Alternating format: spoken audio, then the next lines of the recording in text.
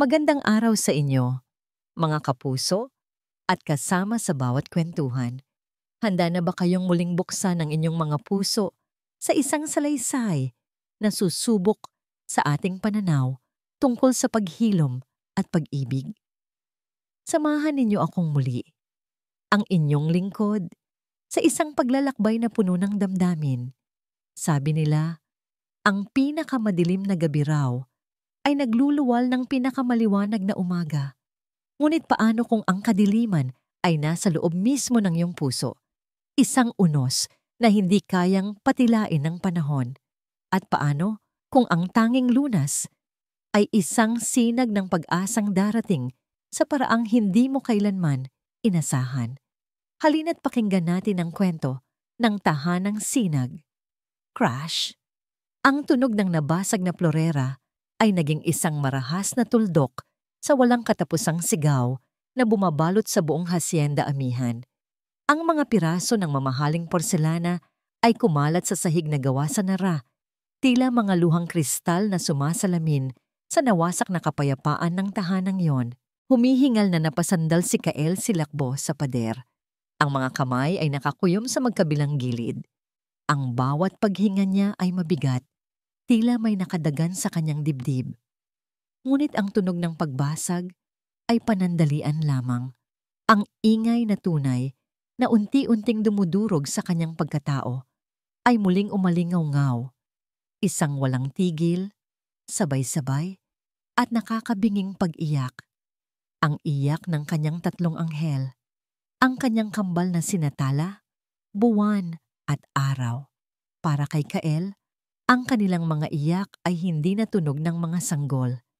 Ito ay isang sibat na may tatlong talim, sabay-sabay na tumutusok sa kanyang kaluluwa, isang malupit na paalala sa bawat segundo ng kanyang pinakamalaking kabiguan. Ang paalala na wala na si amihan, wala na ang kanilang ina. Sir Kael, pasensya na po. Sabi ng isang kasambahay, nanginginig ang boses habang sinusubukang pulutin ang mga bubog. Huwag yan ang intindihin ninyo.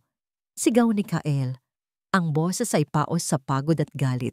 Patahanin ninyo ang mga anak ko. Iyan lang ang hinihiling ko. Patahanin ninyo sila. Ngunit alam niyang imposible iyon. Sa loob ng 6 na buwan mula nang mawala si amihan, ang hasyenda amihan ay naging isang umiikot na pinto para sa mga yaya, mga profesional, mga matatanda, mga bata. Lahat sila ay sumuko.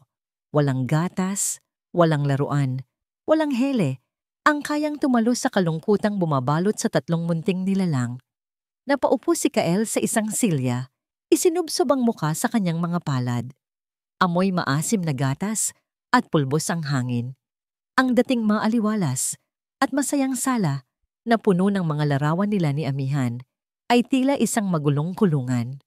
Ramdam niya ang mga mata ng mga kasambahay, mga matang puno ng awa.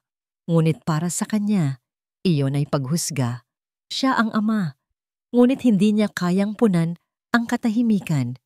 Hindi niya kayang ibigay ang kailangan ng sarili niyang mga anak. Sa gitna ng kaguluhang iyon, isang mahinang katok sa pinto ang narinig. Walang pumansin dito maliban sa head housekeeper, si Manang Lorna, na mabilis na lumapit sa pinto. Pagbukas nito, isang anino ang tumambad laban sa maliwanag na sikat ng araw sa labas. Isang babaeng payat, nakasuot ng simpleng bestida at may bitbit na isang luma at medyo gasgas ng bag. Ang kanyang tsinelas ay manipis na at ang kanyang buhok ay nakatali lang sa isang simpleng pusod. May kung anong hiya at kaba sa kanyang mga mata habang sumisilip siya sa loob ng marangyang bahay. Sino yan? Walang ganang tanong ni Kael. Sir, siya po si Sinag Talavera, sagot ni Manang Lorna. May pag-aalinlangan sa boses. Yung bago po. Galing probinsya. Napatingin si Kael sa babae. Isa na namang susubok, isa na namang bibigo. Gusto na sana niya itong paalisin agad, ngunit ang pagod ay mas matimbang kaysa sa kanyang pagkadismaya. Papasukin mo, utos niya. Saka tumalikod na tila walang interes. Dahan-dahang pumasok si Sinag. Ang bawat hakbang niya sa makintab na sahig ay maingat. Tila natatakot siyang makabasag pa ng kung ano. Agad siyang sinalubong ng nakakabinging iyak ng 3 sanggol mula sa nursery sa itaas.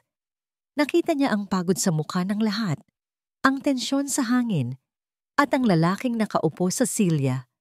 Isang lalaking tila pasan ang buong mundo sa kanyang mga balikat. Hindi siya nagsalita. Tumingin lang siya kay Manang Lorna pagkatapos ay sa hagdanan kung saan nanggagaling ang iyak. "Kaya mo ba?" tanong ni Kael. Ang boses ay malamig at puno ng pangungutya. Yumuko si Sinag at tumango ng marahan. "Susubukan ko po, sir." Walang nagsalita habang dahan-dahan siyang umakyat sa hagdanan. Ang mga kasambahay ay nagtinginan, naghihintay sa hindi maiiwasang pagkabigo. Si Kael ay nanatiling nakaupo, nakikinig, hinihintay ang paglakas pa ng iyak. Ngunit ang sumunod na nangyari ay isang bagay na hindi inaasahan ng sinuman. Sa halip na lumakas, unti-unting humina ang mga iyak. Napalitan ito ng mga hikbi, pagkatapos ay mahinang pagsinok. At pagkatapos, katahimikan, isang kompletong, nakakabiglang katahimikan, napabangon si Kael. Ang biglaang kawalan ng ingay ay mas nakakabingi pa kaysa sa kaninang kaguluhan. Nagkatinginan sila ng mga kasambahay, hindi makapaniwala. Dahan-dahan, halos walang tunog, umakyat si Kael sa hagdanan. Nakatayo siya sa may siwang ng pinto ng nursery at ang nakita niya ay halos magpatigil sa kanyang paghinga. Nasa gitna ng silid si Sinag, nakaupo sa isang rocking chair. Sa kanyang mga braso, mahimbing na natutulog si Tala. Sa kuna sa kanyang kaliwa, nakapikit na si Buwan. Ang maliliit niyang kamao ay nakakuyom sa tabi ng kanyang mukha. At sa kuna sa kanan, si Araw, ang pinakamalakas umiyak, ay payapang humihinga. Ang dibdib ay marahang tumataas baba. Hindi sila pinatulog ni Sinag sa pamamagitan ng pag-alo o paghele. Kumakanta siya. Isang himig na luma, simple at puno ng kakaibang lungkot at init. Ang boses niya ay hindi perpekto, hindi tulad ng isang profesional na mga awit. Mayroon itong kaunting garalgal, isang tunog na tila nagmula pa sa malayo, sa isang malayong probinsya. Ngunit mayroon itong kapangyarihan, isang kapangyarihang tumagos sa kalungkutan ng mga sanggol at nagbigay sa kanila ng kapayapaan. "Dandansoy, bayaan ta ikaw." Hindi maintindihan ni Kael ang mga salita, ngunit naintindihan ng kanyang puso ang himig. Ito ang unang pagkakataon sa loob ng 6 na buwan na ang tahanang ito ay nakaranas ng tunay na katahimikan. Nakatitig lang siya kay Sinag, sa simpleng babaeng ito na nagawa ang imposible.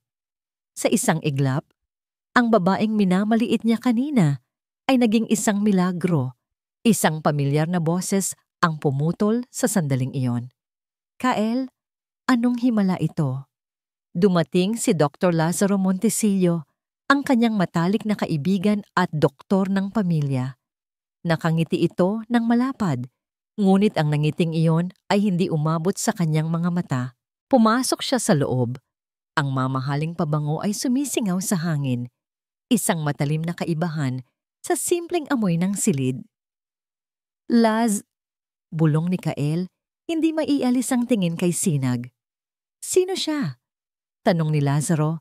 Ang tingin ay napunta kay Sinag na ngayon ay marahang ibinababa si Tala sa kuna. "Ang bagong yaya, si Sinag," sagot ni Kael. May bagong damdamin sa kanyang boses, isang bakas ng pag-asa. "Magaling siya," sabi ni Lazaro. Ang tono ay tila papuri, ngunit may kung anong kalkulasyon sa kanyang mga mata habang pinagmamasdan niya si Sinag mula ulo hanggang paa. "Isang malaking tulong para sa iyo, kaibigan." Tumango si Kael. Sa wakas ay nakaramdam ng kaunting ginhawa. Ngunit ng gabing iyon, habang tinitingnan niya ang kanyang mga anak na natutulog ng mahimbing sa unang pagkakataon, Hindi niya mapigilang isipin ang pagdating ni Lazaro.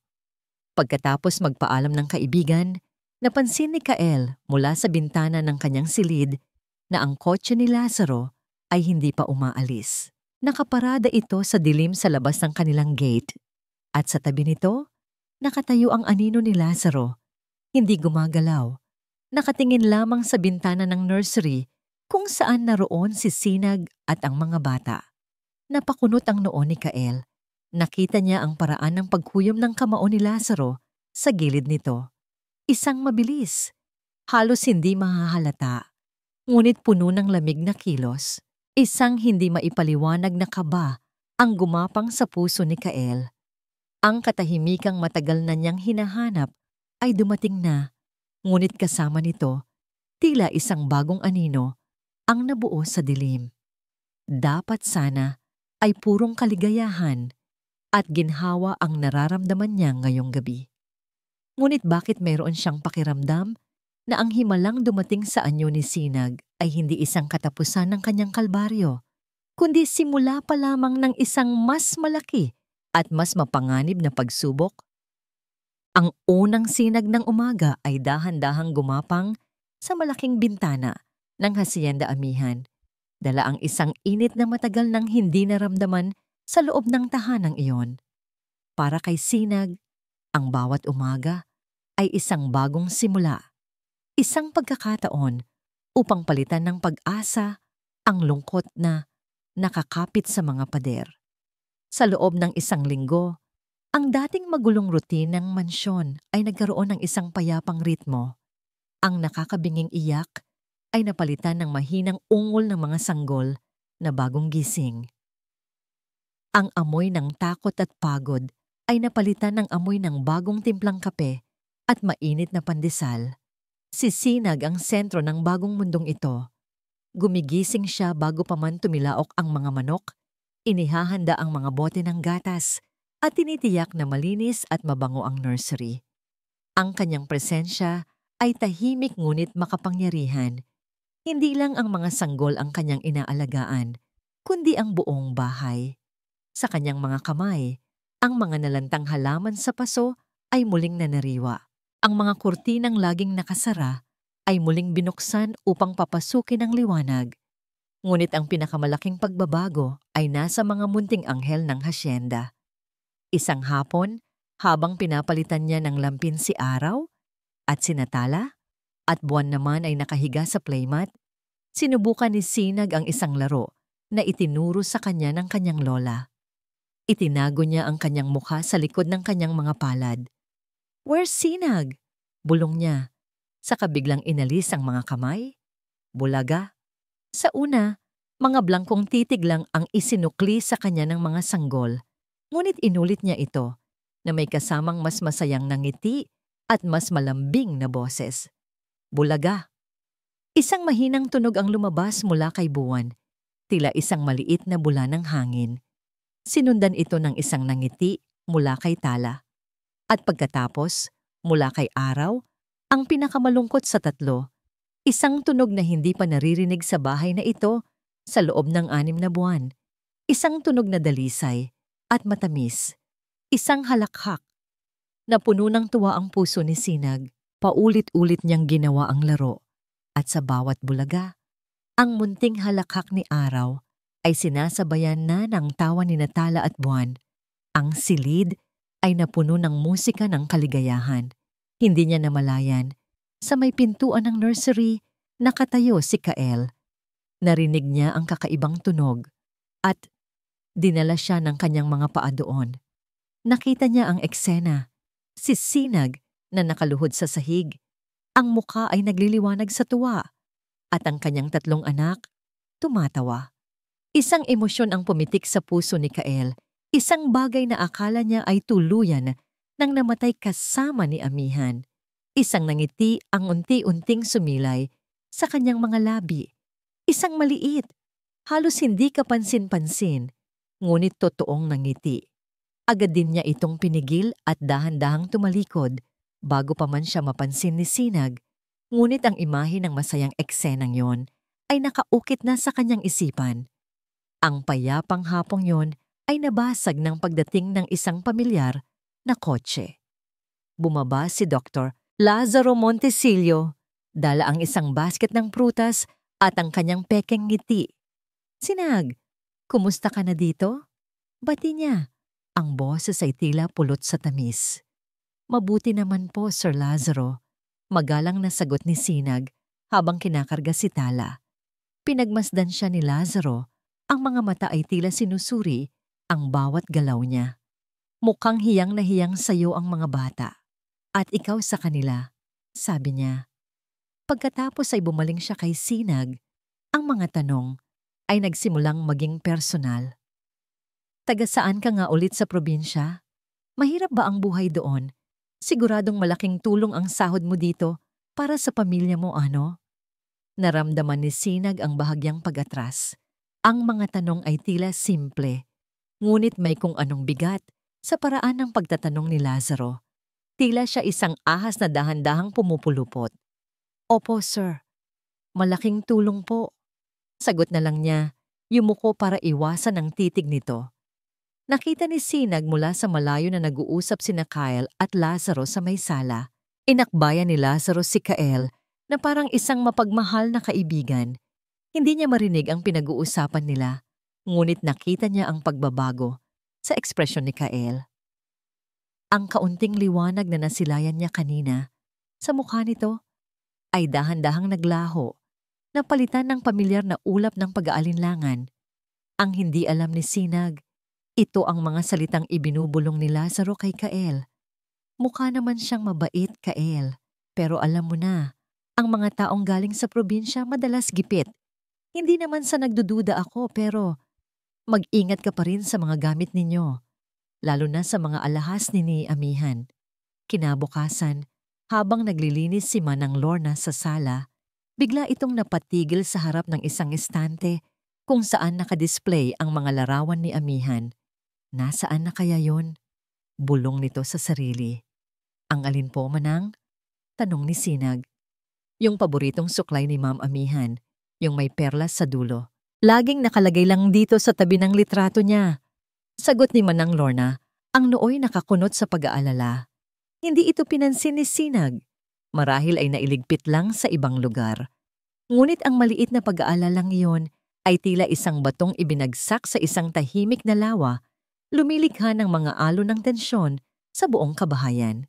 Nang gabing iyon, habang pababa si Sinag mula sa nursery matapos patulugin ang mga bata, naabutan niya si Lazaro na seryosong kausap si Kael malapit sa pinto ng library.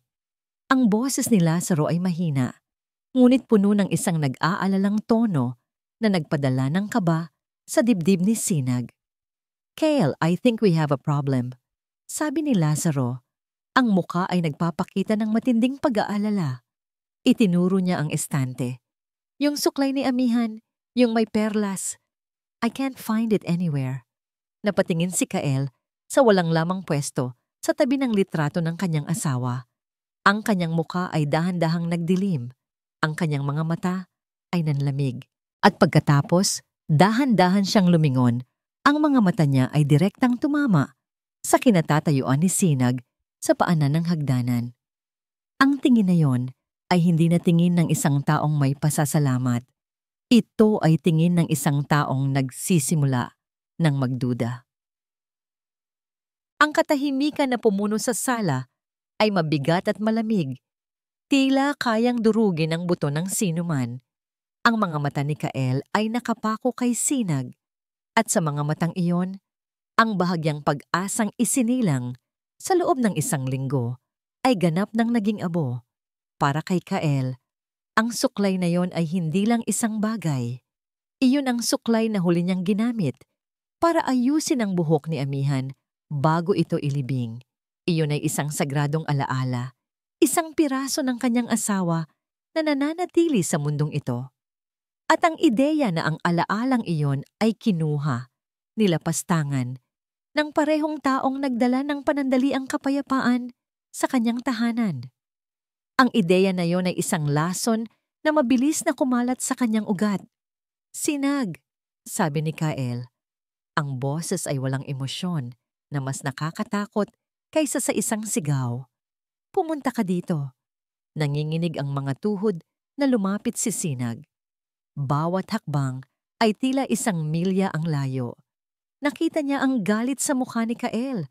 Ngunit ang mas masakit ay ang malamig na pagkadismaya. Kael, kaibigan, dahan-dahan lang.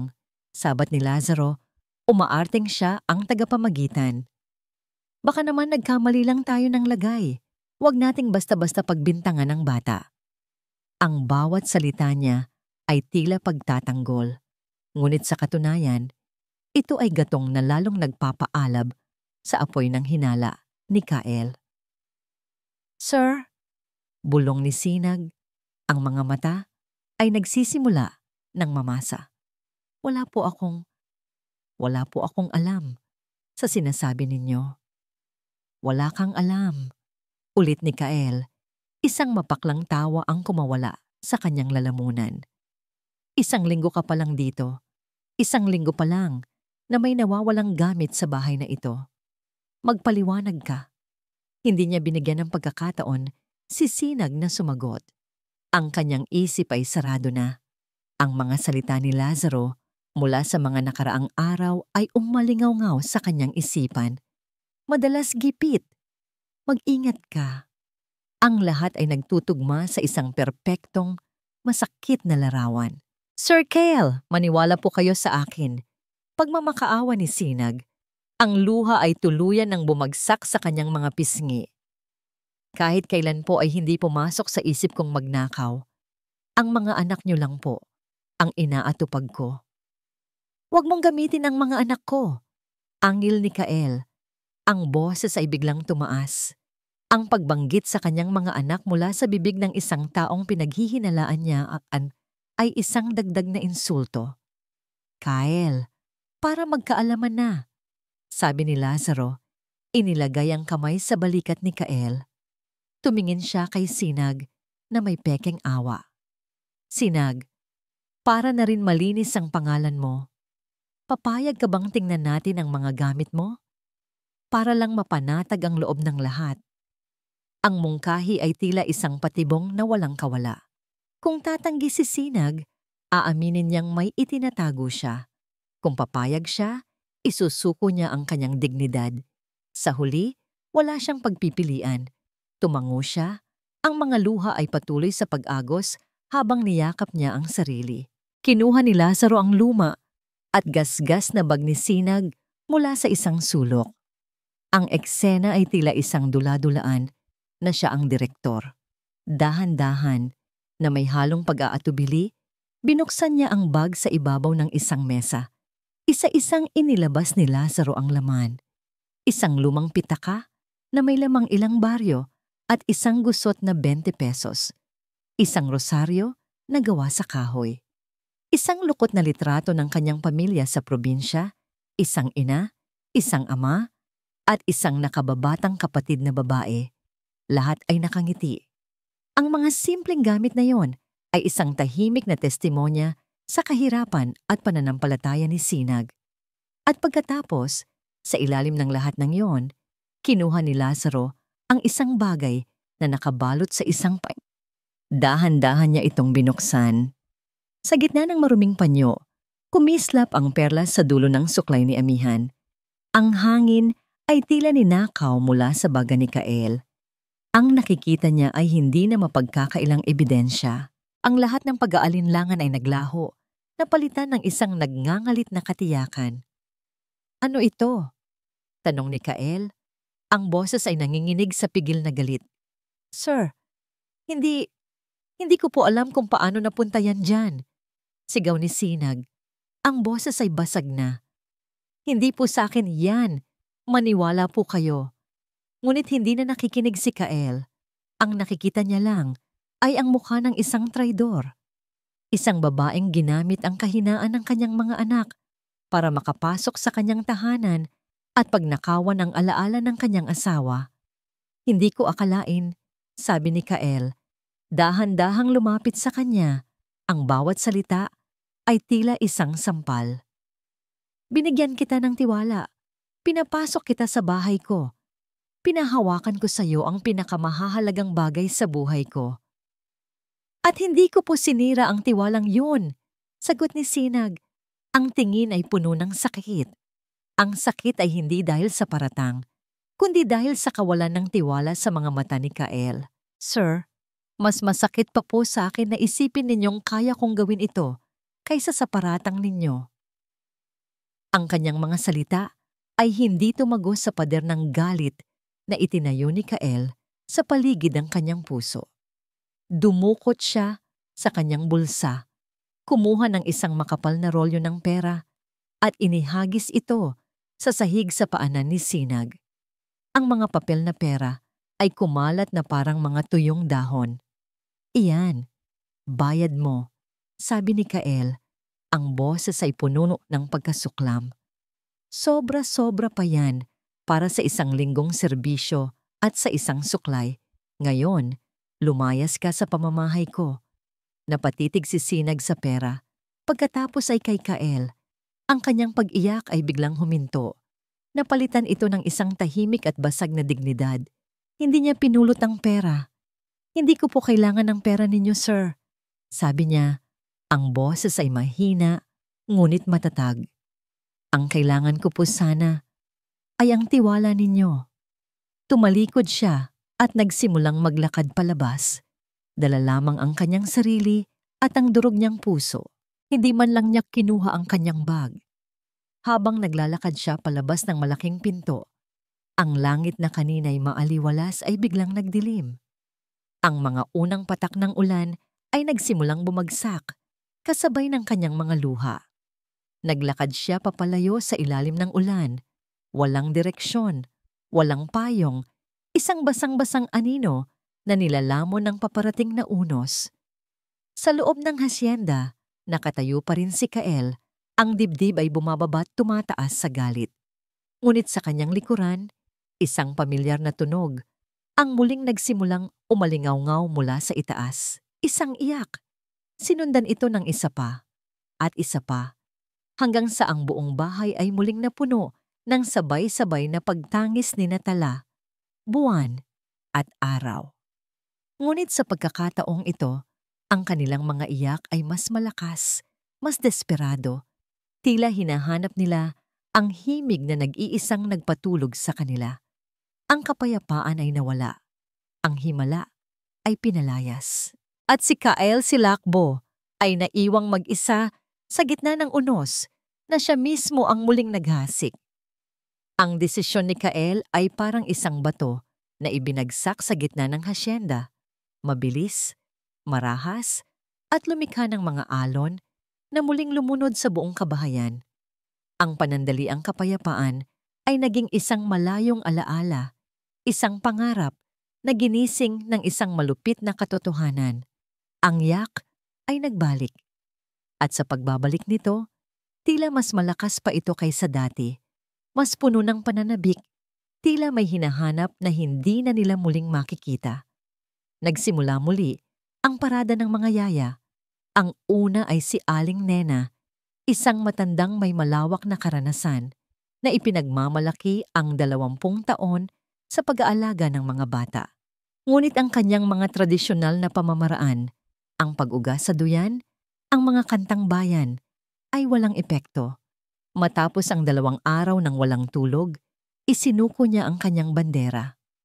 Ibang klase ang lungkot ng mga batang yan, Sir Kael, sabi niya bago umalis. Parang may hinahanap silang kaluluwa. Ang sumunod ay si Joy, isang mas bata at masiglang yaya na armado ng mga makabagong laruan at mga teorya mula sa internet. Sinubukan niya ang lahat, mga laruang kumikislap, mga app sa tablet na may mga pampatulog na tunog, kahit ang white noise machine. Ngunit sa 3 araw, natagpuan siya ni Kael sa isang sulok ng nursery, umiiyak kasabay ng 3 sanggol. Ang bawat pagkabigo ay isang dagdag na patalim sa puso ni Kael. Ang bawat yayang umaalis ay isang tahimik na akusasyon na nagawa niya ang isang malaking pagkakamali. Ngunit ang kanyang pride, ang matigas na pader na itinayo niya sa paligid ng kanyang puso, ay hindi yumuyuko. Hindi niya kayang aminin, kahit sa sarili niya, na marahil nagkamali siya ng paghusga kay Sinag. Isang gabi, sa gitna ng walang tigil na pag-iyak, pumasok si Kael sa nursery. Ang silid ay malinis, organisado, ngunit walang buhay. Sterile. Iba sa init na dinala ni Sinag. Ang kanyang mga mata ay napadpad sa isang maliit na bagay sa ibabaw ng mesa. Isang laruan. Isang munting kalog-kalog na gawa sa tuyong baon ng niyog na may mga buto ng kung anong prutas sa loob. Simple, magaspang, gawang kamay. Ito ang laruang ginawa ni Sinag na nagpangiti sa mga bata sa unang pagkakataon. Walang kamalay-malay. Dinampot niya ito. At sa pag-alog niya nito, ang mahinang tunog ay hindi nagdala ng katahimikan. Sa halip, nagdala ito ng isang malinaw na alaala. Ang imahe ni Sinag na nakaluhod. Ang mukha ay nagliliwanag sa tuwa habang tumatawa ang kanyang 3 anak. Ang tunog ng kanilang halakhak, isang tunog na mas mahalaga pa sa kahit anong kayamanan sa mundo, ay biglang umalingaw-ngaw sa kanyang isipan. Isang matalim na kirot ang tumusok sa kanyang dibdib. Isang kirot na hindi dulot ng kalungkutan sa pagkawala ni Amihan, kundi isang bagong uri ng sakit. Pagsisisi. Mabilis niyang ibinagsak ang laruan na para siyang napaso. Sinungaling. Bulong niya sa hangin. Sinusubukang kumbinsihin ang sarili. Isang magnanakaw. Ngunit ang mga salita ay walang bigat. Ang mga ito ay tila mga tuyong dahon na tinatangay ng malakas na hangin ng katotohanan na umihip sa loob ng bahay. Mula nang umalis si Sinag, ang buhay ay umalis kasama niya. Dumating si Lazaro ng hapong yon, tulad ng dati. Dala ang kanyang maskara ng pag-aalala. Nakita niya ang lalong pagod na itsura ni Kael at ang mas malalim na bilog sa ilalim ng mga mata nito. "Mahirap talaga, Kael," sabi ni Lazaro. Tinapik ang balikat ng kaibigan. "Pero ginawa mo ang tama. Hindi mo pwedeng isugal ang kaligtasan ng mga bata para lang sa panandali ang ginhawa. Mas mabuti ng maingay ang bahay kaysa manakawan ka ng isang taong hindi mo lubos na kilala." Ang bawat salita ni Lazaro ay isang balsamo sa nasusugatang pride ni Kael. Iyon ang mga salitang gusto niyang marinig. Iyon ang mga katwirang kailangan niya para patuloy na maniwala na ang desisyon niya ay tama at hindi isang malupit na pagkakamali. "Tama ka, Las," sagot ni Kael, tumango. Kaligtasan nila ang una. Ngunit kapag umalis na si Lazaro at ang gabi ay muling bumagsak, ang mga katwirang yon ay naglalaho na parang usok. Ang katahimikan sa pagitan ng mga pag-iyak ng mga sanggol ang tunay na nagpapahirap sa kanya. Ang katahimikang bingi. Ito ang katahimikan na puno ng mga paano kung nagkamali ako?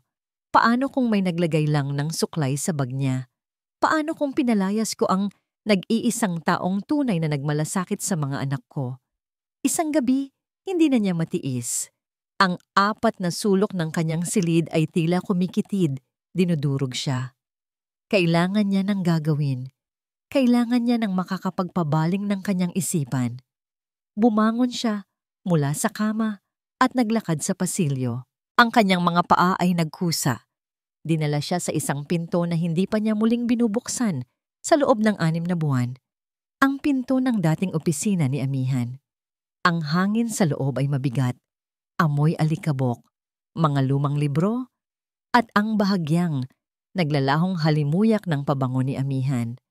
Ang lahat ay nasa ayos, tila naghihintay lang sa pagbabalik ng may-ari. Para kay Kael, ang silid na ito ay isang museo ng kanyang kalungkutan. Nagsimula siyang mag-ayos, hindi dahil kailangan, kundi para lang may magawa ang kanyang mga kamay. Inayos niya ang mga libro sa estante. Pinunasan niya ng alikabok ang ibabaw ng mesa. Ang bawat galaw ay mekanikal.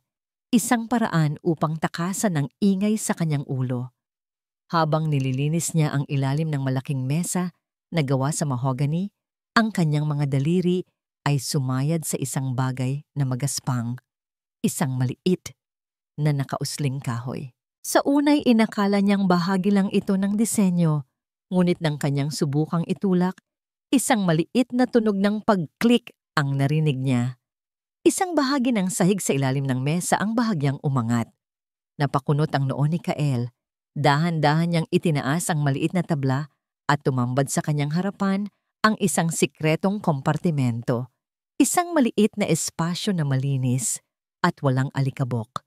At sa loob nito, may iisang bagay na nakalagay. Isang kwadernong nababalutan ng kayumangging katad. Ang mga pahina ay medyo naninilaw na sa gilid. Mayroon itong isang maliit at makalawang ng kandado na nagpapatunay na ang laman nito ay sadyang itinago para sa mga piling mata lamang. Dinampot ni Kael ang tala-arawan. Ang bigat nito sa kanyang palad ay tila mas mabigat kaysa sa aktwal na timbang. Alam niyang ito ay pag-aari ni Amihan. At alam din niyang anuman ang nakasulat sa loob nito. Ito ay isang bagay na hindi nito gustong malaman ng kahit sino. Isang panginginig ang gumapang sa kanyang mga braso. Sa isang iglap, ang kaguluhan mula sa iyak ng kanyang mga anak at ang multo ng mukha ni Sinag ay napalitan ng isang bagong misteryo. Ang misteryo na itinago ng kanyang asawa. Dala ang tala-arawan, bumalik si Kael sa kanyang silid. Ang pag-iyak ng mga bata mula sa kabilang kwarto ay tila isang malayong ugong na lamang, nalunod ng malakas na pagkabog ng kanyang sariling dibdib. Ibinaba niya ang kwaderno sa ibabaw ng kanyang kama. Ang daliri ay marahang hinahaplos ang gasgas na katad na takip nito. Ang kandado ay maliit, ngunit tila ito isang pader na bakal na humaharang sa kanya mula sa mga sikreto ni Amihan. Sa isang iglap, nag-atubili siya. Ito ay isang paglabag sa privacy, isang pagpasok sa pinakapribadong sulok ng isipan ng kanyang asawa na wala na dito para bigyan siya ng pahintulot. Ngunit ang pangangailangan na makaunawa, ang pangangailangan na makahanap ng sagot sa kung bakit gumuho ang kanyang mundo ay mas malakas. Kumuha siya ng isang maliit na letter opener mula sa kanyang desk. Sa isang mabilis ngunit mabigat na kilos, sinira niya ang kandado. Ang tunog ng nabaling metal ay umalingaw-ngaw sa tahimik na silid. Dahan-dahan niyang binuklat ang unang pahina. Sumalubong sa kanya ang pamilyar na sulat kamay ni Amihan. Malinis, pabilog, at puno ng buhay.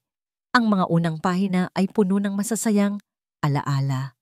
Ang kanilang kasal, ang kanilang mga biyahe, ang araw na nalaman nilang magkakaroon sila ng hindi lang isa, kundi 3 anak.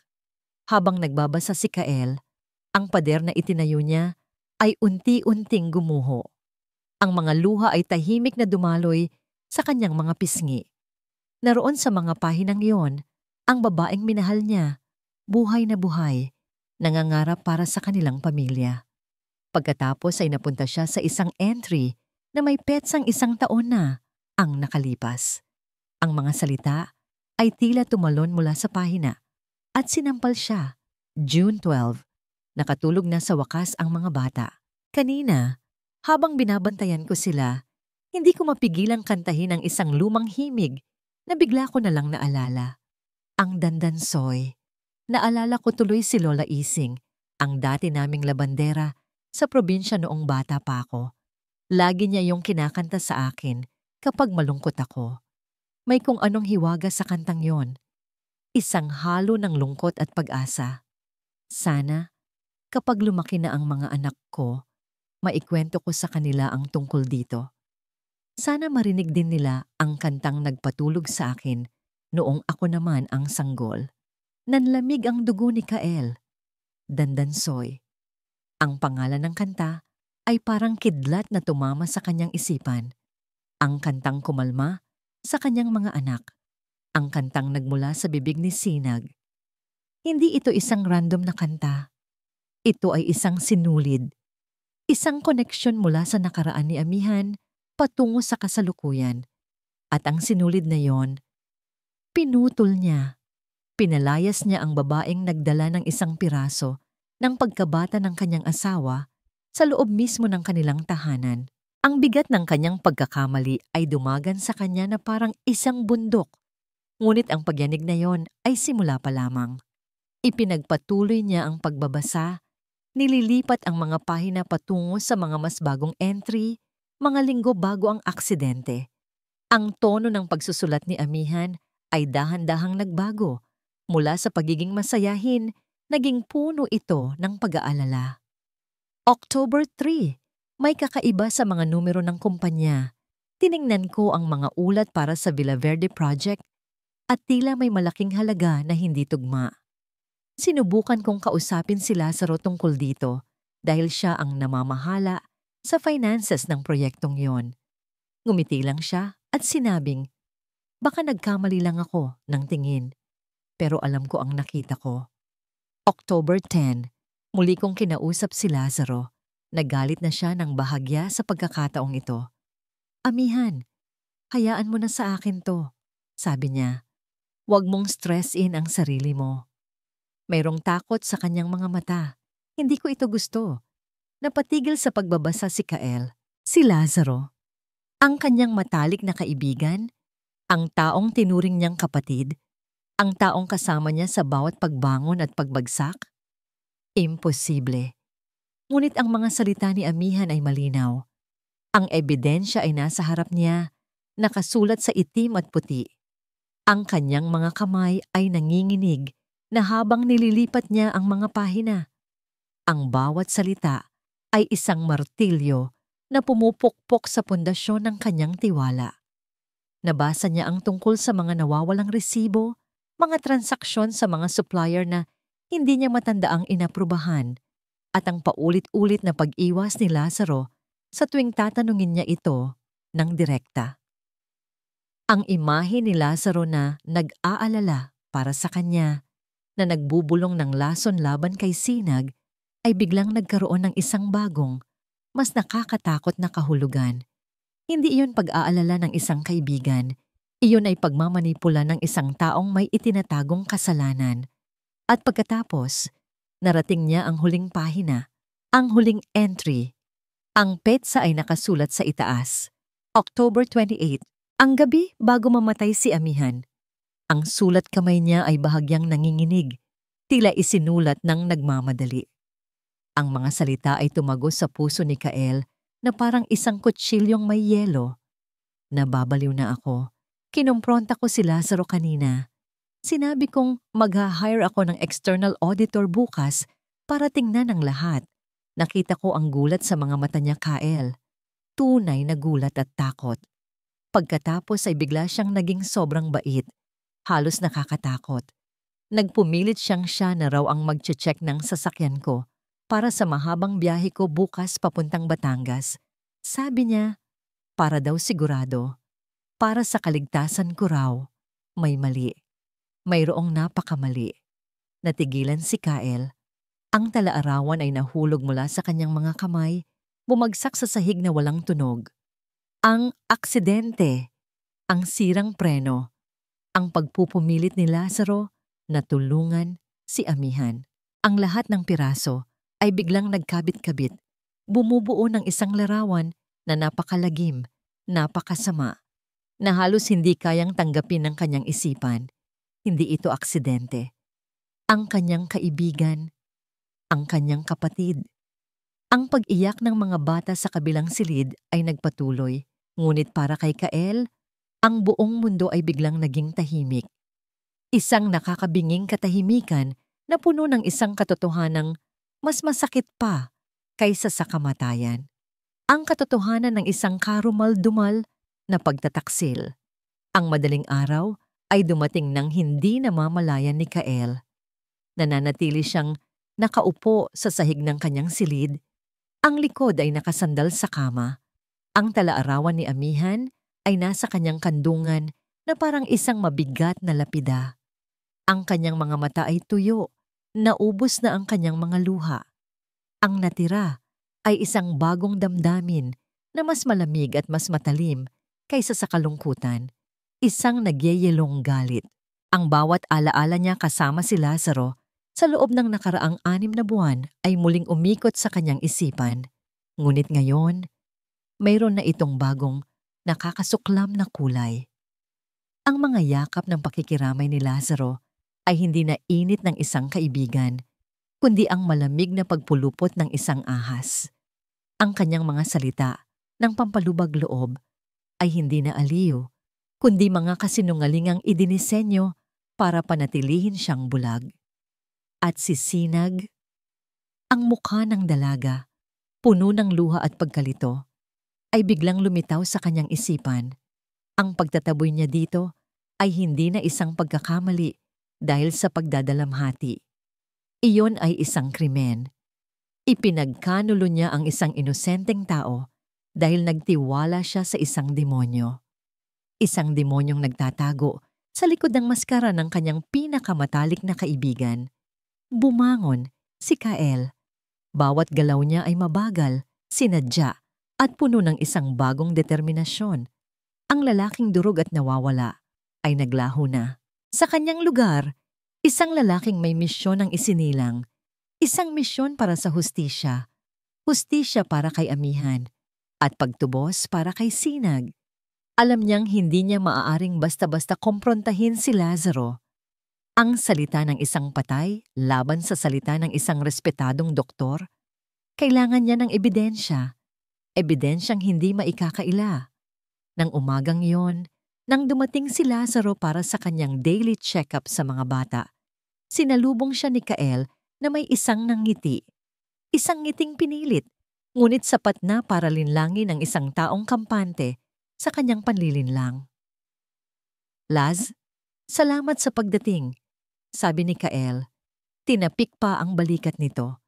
Ang bawat pagdampi sa balat ni Lazaro ay parang paghawak sa nagniningas na uling, ngunit tiniis niya ito.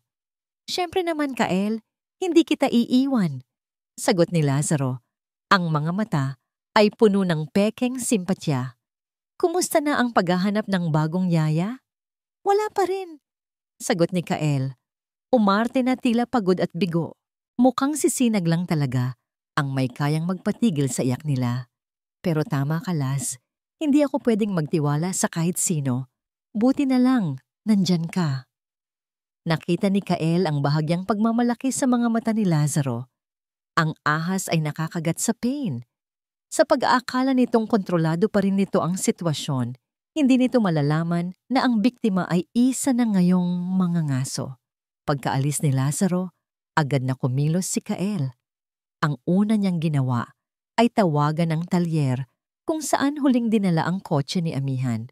Nagpanggap siyang kailangan niya ng kopya ng mga papeles para sa insurance. Sir, matagal na po iyon, sabi ng mekaniko sa kabilang linya. Alam ko, pero kailangan ko. Babayaran kita ng doble para sa abala mo. Pilit ni Kael. Habang naghihintay siya sa tawag pabalik mula sa talyer, ginawa niya ang kanyang ikalawang hakbang. Kinuha niya ang kanyang telepono at nag-search online para sa best private investigator in Manila. Pagkatapos ng ilang tawag, nakahanap siya ng isang ahensya na may magandang reputasyon. Gusto kong imbestigahan ninyo ang isang tao, sabi ni Kael sa imbestigador sa telepono. Ang boses ay mahinahon at kontrolado. Dr. Lazaro Montesillo. Gusto kong malaman ang lahat tungkol sa kanyang financial records sa loob ng nakaraang 2 taon. Bawat transaksyon, bawat investment, bawat utang. Huwag kayong mag-alala sa bayad. Pagkatapos ng tawag, napaupo siya sa kanyang upuan sa opisina. Ang kanyang puso ay kumakabog ng mabilis, isang halo ng takot at pananabik. Ito ay isang mapanganib na laro, isang maling galaw lang, at malalaman ni Lazaro ang kanyang ginagawa. At ang isang taong kayang pumatay minsan ay tiyak na kayang gawin ito muli. Tumunog ang kanyang telepono, ang mekaniko mula sa talyer. Hello, Sir Kyle. Nahanap ko na po yung records, pero may napansin po akong kakaiba, sabi ng lalaki. Anong ibig mong sabihin? Tanong ni Kyle. Napahigpit ang hawak sa telepono. May isa pong mekaniko dito noon. Si Tonyo. Siya po yung gumawa sa kotse ni Ma'am Amihan. Bigla na lang po siyang nag-resign isang araw pagkatapos ng aksidente. Sabi niya, nanalo daw siya sa loto, malaki. Nakapagpatayo na nga raw po ng bahay sa probinsya. Isang piraso na naman ng puzzle ang nahulog sa tamang lugar. Isang mekanikong biglang nagkapera pagkatapos ng isang kahina-hinalang aksidente. Hindi ito swerte, ito ay bayad. Alam mo ba kung saang probinsya siya umuwi? Tanong ni Kael. Pagkatapos makuha ang impormasyon, muli niyang tinawagan ang private investigator. May bago akong trabaho para sa'yo, sabi niya. Hanapin mo ang isang mekanikong nagngangalang Tonyo. Ito ang huling address niya. Nang gabing iyon, tumawag ang investigador. Ang boses nito ay seryoso. Mr. Silakbo, may nakuha na kami. Dr. Montecillo has been making large, untraceable cash withdrawals for months. Pero ang pinaka-interesante ay ito. Nagkaroon ng sandaling katahimikan. May isang malaking cash deposit na pumasok sa bank account ng isang mekaniko. Isang araw, pagkatapos ng pagkamatay ng asawa ninyo. Ang pangalan ng mekaniko ay Antonio Tonyo Reyes. Napatayo si Kael. Ito na, ang ebidensyang mag-uugnay sa lahat. Ang usok na magtuturo sa kanya sa apoy. Ang kanyang kalungkutan ay nag-aapoy na ngayon. Ang kanyang galit ay may direksyon na. Ang maskara ng demonyo ay nagsisimula nang magkaroon ng mga bitak. At si Kael Silakbo ay handa nang durugin ito ng buo. Ang ingay ng syudad ay isang halimaw na walang awa. Para kay Sinag na lumaki sa katahimikan ng probinsya, ang bawat busina ng sasakyan, ang bawat sigaw ng mga nagtitinda ay isang dagok sa kanyang pagkatao. Ang bawat araw ay isang pakikipaglaban para mabuhay. Matapos siyang palayasin mula sa hasyenda amihan, nagpalaboy-laboy siya ng ilang oras sa ilalim ng ulan. Ang puso at isipan ay parehong manhid. Sa huli, ang natitirang konting pera sa kanyang bulsa ang nagdala sa kanya sa isang maliit na paupahan sa isang masikip na eskinita ng Maynila. Ang kanyang kwarto ay kasing liit lang ng aparador. Ang bintana ay nakaharap sa isang pader na ladrilyo at ang amoy ng kanal sa labas ay pumapasok sa tuwing iihip ang hangin. Ngunit para kay Sinag, ang kwartong iyon ay isang santuwaryo. Doon, malayo sa mapanghusgang mata ng mundo, malaya siyang umiyak. Iniyakan niya hindi ang pagkawala ng trabaho, kundi ang pagkawala ng tiwala. Ang imahe ng malamig na mga mata ni Kael Silakbo ay nakatatak sa kanyang isipan, isang sugat na mas malalim pa kaysa sa anumang sugat na pisikal. At ang mga sanggol, ang pag-iisip sa kanila ay isang hiwalay na uri ng kirot. Naaalala niya ang bigat ni Tala sa kanyang mga braso, ang ngiti ni buwan, at ang unang halakhak ni araw. Sila ang kanyang naging munting sinag ng araw sa maikling panahong iyon. Ngayon, ang kanyang mundo ay muling binalot ng dilim. Sa tulong ng isang kababayan, nakahanap siya ng trabaho bilang tagasilbi sa isang maliit na karinderya. Ang trabaho ay mahirap at ang sahod ay kakarampot, sapat lang para sa upa at sa kaunting ipapadala sa kanyang pamilya. Ang kanyang mga araw ay puno ng pagbubuhat ng mabibigat na plato, paglilinis ng mga maruruming mesa, at pagtanggap ng mga utos mula sa mainiting ulo na may-ari. Ngunit hindi siya nagreklamo. Bawat butil ng pawis ay isang paalala sa kanya na kailangan niyang maging matatag para sa kanyang pamilya, para sa kanyang sarili.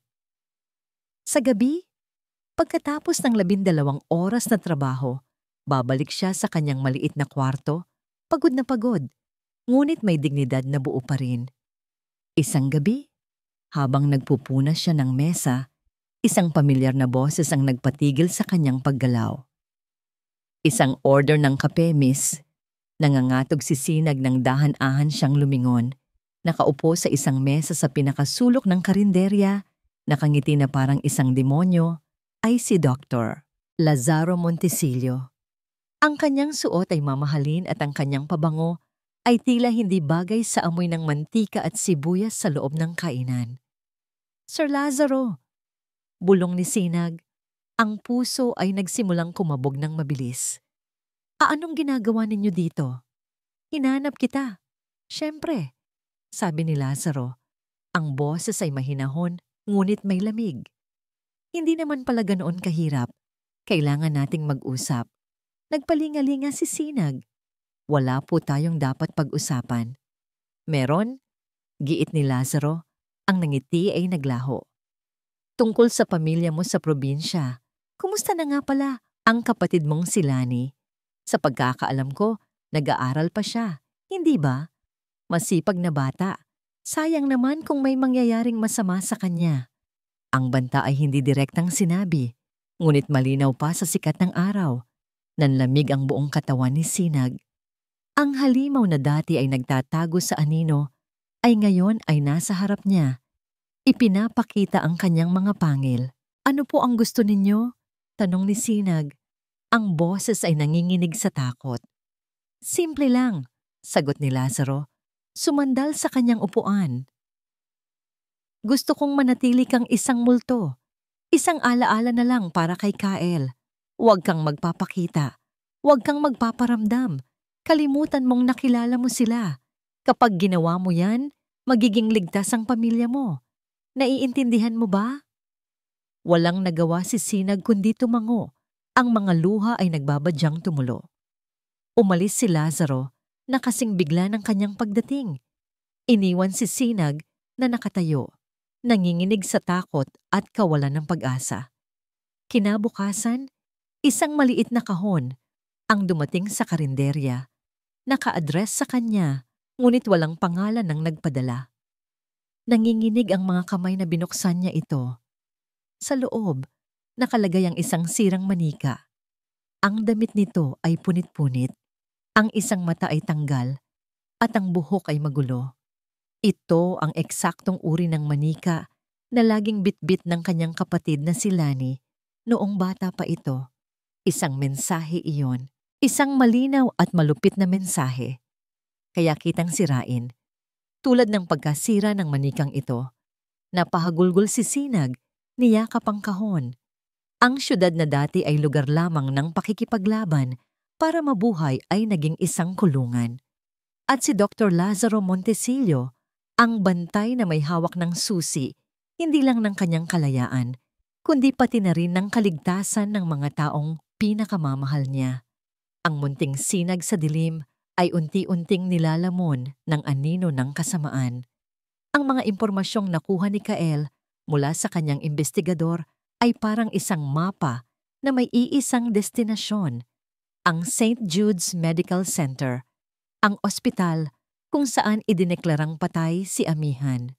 Ang ulat tungkol sa mekanikong si Tonyo ay isang malakas na ebidensya, ngunit alam ni Kael na iyon ay circumstantial. Kailangan niya ng isang bagay na mas matibay, isang testimonya mula sa loob mismo ng sistema na sinubukang pagtakpan ang krimen ni Lazaro. Gamit ang listahan ng mga staff na naka-duty noong araw na yon, ang kanyang mga mata ay natuon sa isang pangalan, Adelaida Reyes, isang head nurse na malapit ng magretiro, isang taong nasa serbisyo ng matagal ay maaring may alam, at ang isang taong malapit ng umalis ay maaring hindi na gaanong natatakot sa mga posibleng ganti. Ngunit ang pag-asa ni Kael ay agad na naglaho sa kanilang unang pagkikita. Natagpuan niya si Nurse Adela sa isang maliit na pantry ng ospital, nagtitimpla ng kape. Ang kanyang buhok ay halos puti na at ang kanyang mukha ay puno ng mga linya ng pagod at dedikasyon. Nang magpakilala si Kael bilang asawa ni Amihan Silakbo, agad na nagbago ang anyo ng nurse.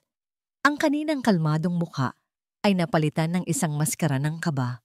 Gusto ko lang po sanang magtanong tungkol sa araw na dinala dito ang asawa ko. Simula ni Kael, sinubukang gawing banayad ang kanyang boses. Matagal na yun, iho. Mabilis na sagot ni Nurse Adela, umiiwas ng tingin. Marami ng pasyenteng dumaan dito. Hindi ko na matandaan ang lahat. Ang mga kamay niya ay bahagyang nanginginig habang inaayos ang salamin sa mata. Head nurse po kayo noon. Sigurado akong natatandaan ninyo ang kaso niya. Isang high-profile accident, giit ni Kael. Ang naaalala ko lang ay ginawa namin ang lahat. Sabi ng nurse, ang boses ay matigas na. Pero DOA, dead on arrival ang asawa mo. Wala nang nagawa si Dr. Montesillo. Wala nang nagawa ang ospital. Patawad. Sinubukan niyang lagpasan si Kael, ngunit marahang hinarangan ni Kael ang daan. Hindi siya gumamit ng puwersa. Tanging ang kanyang presensya lang. Si Dr. Montesillo, sabi ni Kael, idiniin ang bawat salita. Siya mismo ang nag-asikaso, hindi ba? Meron po ba kayong napansin na kakaiba? Kahit anong maliit na detalye. Sa pagbanggit ng pangalan ni Lazaro, isang mabilis na takot ang gumuhit sa mga mata ni Nurse Adela. Wala, sabi niya. Mas mabilis, mas depensibo. Isa siyang mahusay na doktor. Ngayon, kung papayagan mo ako, marami pa akong trabaho. Nabigo si Kael. Ang pader ng takot na itinayo ni Lazaro sa paligid ng kanyang mga krimen ay masyadong mataas at matibay. Habang naglalakad siya papalayo sa pasilyo ng ospital na amoy antiseptic at sakit, halos sumuko na siya. Ngunit pagkatapos ay naisip niya ang talaarawan ni Amihan. Naisip niya ang iyak ng kanyang mga anak at naisip niya ang mukha ni Sinag. Hindi pa siya tapos. Kinabukasan, muli niyang hinintay si Nurse Adela, hindi sa loob ng ospital, kundi sa labas, malapit sa paradahan sa pagtatapos ng shift nito. Nagulat ang nurse nang makita siya, ngunit bago pa ito makaiwas, nagsalita na si Kael.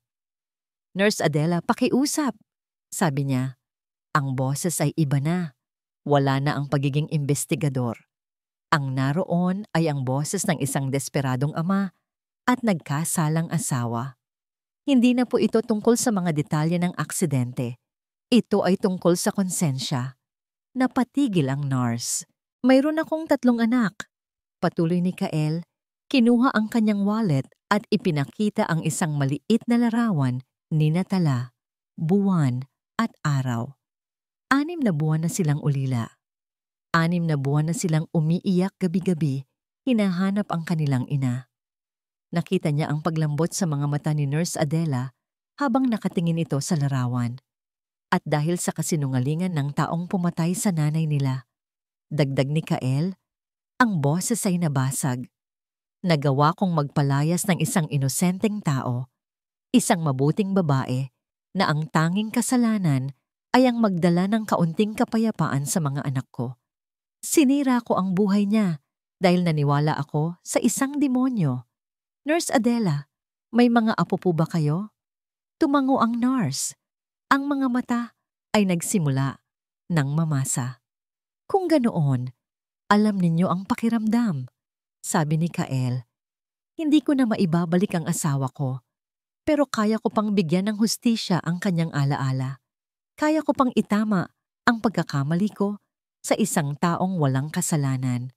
At kaya ko pang siguraduhin na ang mga anak ko ay lalaki sa isang mundong hindi pinamumunuan ng mga sinungaling at mamamatay tao. Pakiusap. Tulungan ninyo ako. Hindi sumagot si Nurse Adela. Tinalikuran lang siya nito at naglakad palayo ng mabilis. Iniwan si Kael na nakatayo. Hawak ang larawan ng kanyang mga anak. Pakiramdam na ito na ang kanyang huling baraha at natalo pa rin siya. Gumuho ang kanyang pag-asa. Ngunit ng gabing iyon, habang nakaupo siya sa dilim ng kanyang opisina, tumunog ang kanyang telepono. Isang unknown number.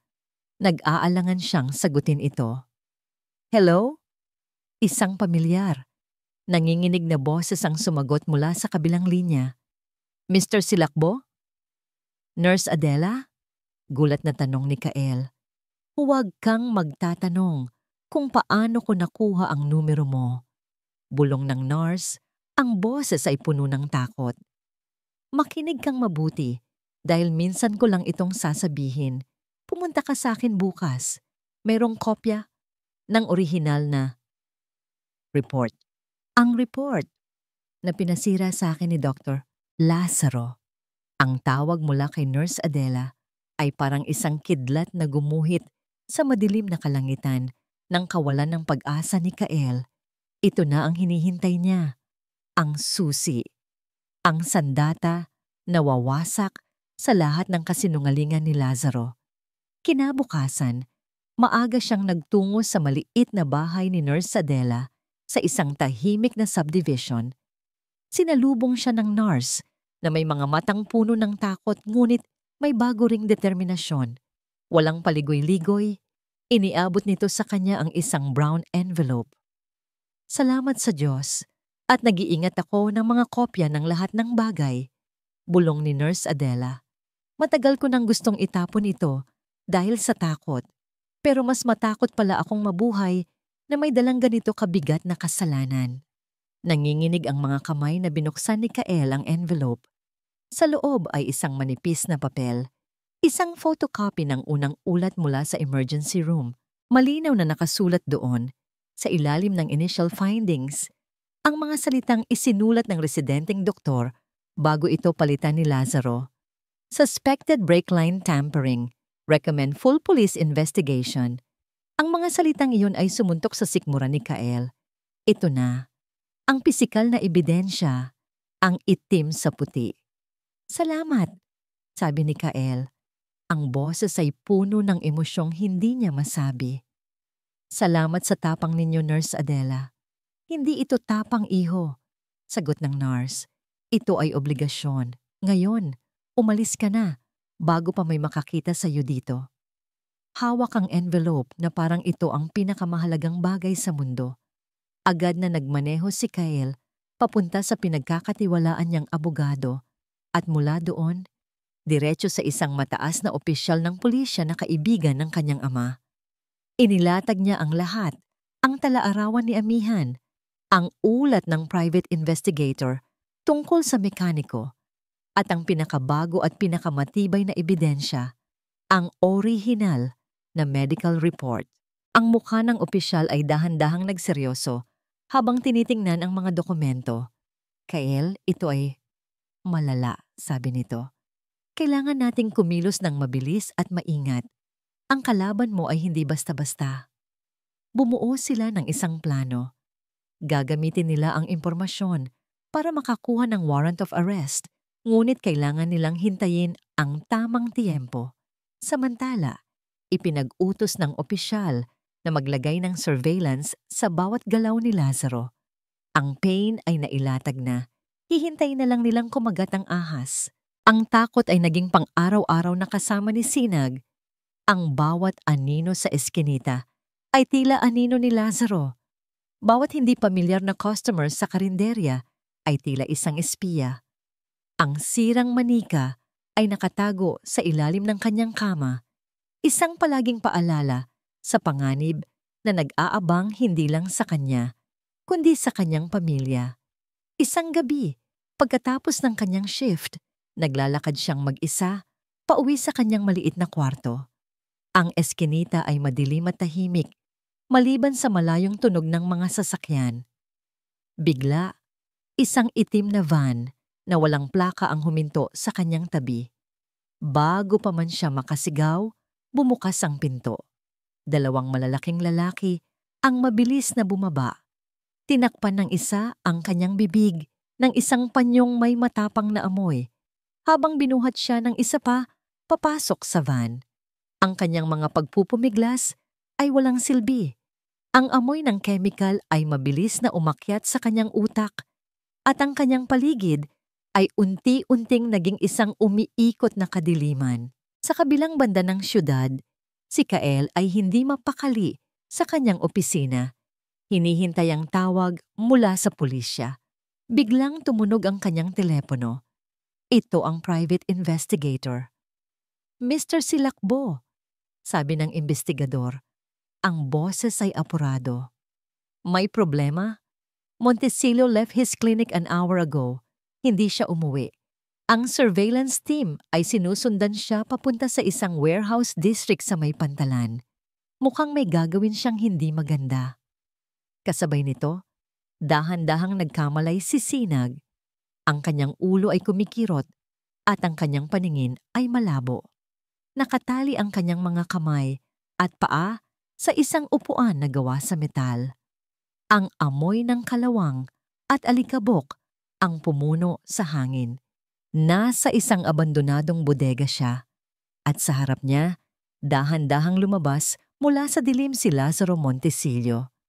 Ang maskara ng pagiging isang maginoo ay tuluyan ng nawala. Ang natira ay ang purong kasamaan sa kanyang mga mata.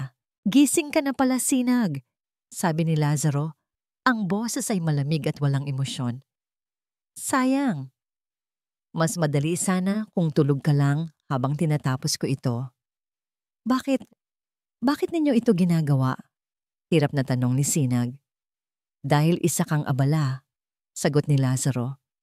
"Isang maliit na bato sa aking perpektong sapatos. Akala ko sapat na ang banta. Pero nalaman kong kinakausap na ni Kael ang mga pulis. Masyado kang naging inspirasyon sa kanya. Masyado kang naging..." Habang nagsasalita si Lazaro, kumuha siya ng isang maliit na vial at isang heringgilya mula sa kanyang medical bag. Sa loob ng kanyang kotse, habang mabilis na tinatahak ang daan papunta sa warehouse district kasama ang mga pulis, nakatanggap si Kael ng isang text message mula sa isang hindi kilalang numero. Isang litrato. Ang litrato ni Sinag, nakatali sa isang upuan, walang malay. Sa ilalim nito ay may isang mensahe. "Pumunta kang mag-isa o isusunod ko siya sa asawa mo." Pinakita ni Kael ang mensahe sa police official. "This is it," sabi ng opisyal. "He's making his final, desperate move." Bumalik ang eksena sa bodega. Dahan-dahang nilalagyan ni Lazaro ng likido ang heringgilya. "Alam mo, pareho kayo ni Amihan," sabi ni Lazaro. Tila nakikipag-usap sa sarili. Masyadong matanong, masyadong matapang, hindi marunong manahimik. Oras na para magkita na kayong muli. Itinaas niya ang heringgilya. Ang dulo ng karayom ay kumikinang sa ilalim ng nag-iisang bumbilya sa bodega. Dahan-dahan siyang lumapit kay Sinag. Ang puso ng dalaga ay tila gustong kumawala sa kanyang dibdib, ngunit hindi siya sumigaw. Tinitigan niya si Lazaro ng diretso sa mga mata. Ang kanyang takot ay nababalutan ng isang huling pagsalungat. "Hindi ka magtatagumpay," bulong ni Sinag. "Tapos na ang laro, Sinag," sagot ni Lazaro. Ang karayom may ilang pulgada na lang ang layo sa braso niya. "Oras na para matulog ka na."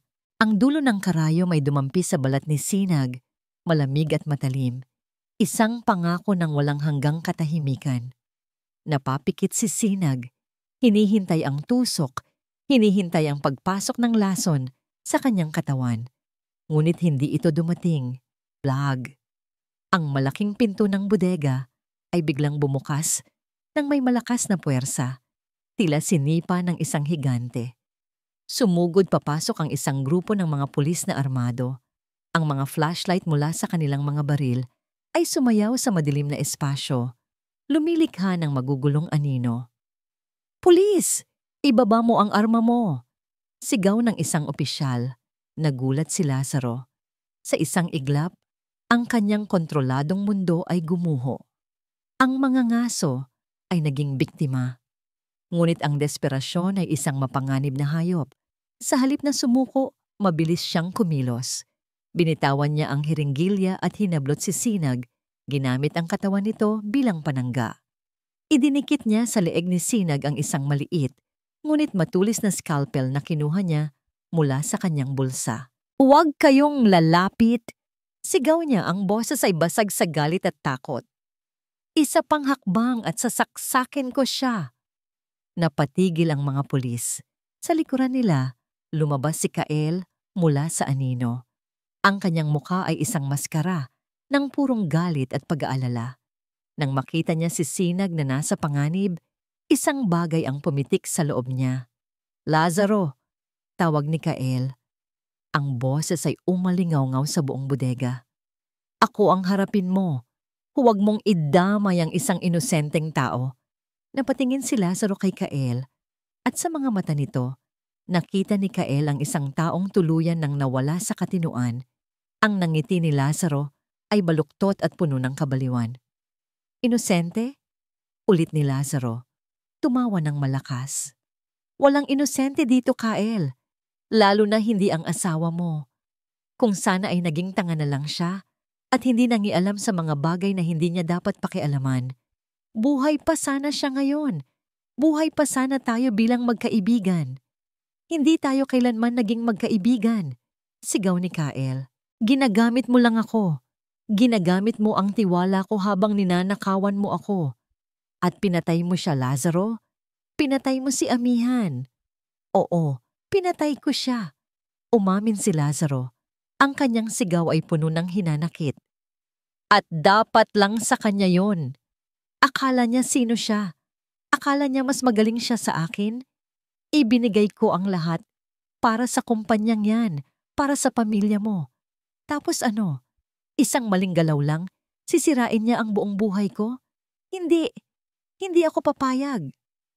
Habang nagsasalita si Lazaro, ang kanyang pagkakahawak kay Sinag ay bahagyang lumuwag. Ang kanyang atensyon ay ganap na kay Kael, sa lalaking minsan niyang tinawag na kaibigan at ngayon ay simbolo ng kanyang kabiguan. Nakita ni Kael ang pagkakataon. Tumingin siya sa mga mata ni Sinag. Sa isang iglap, nagkaintindihan sila.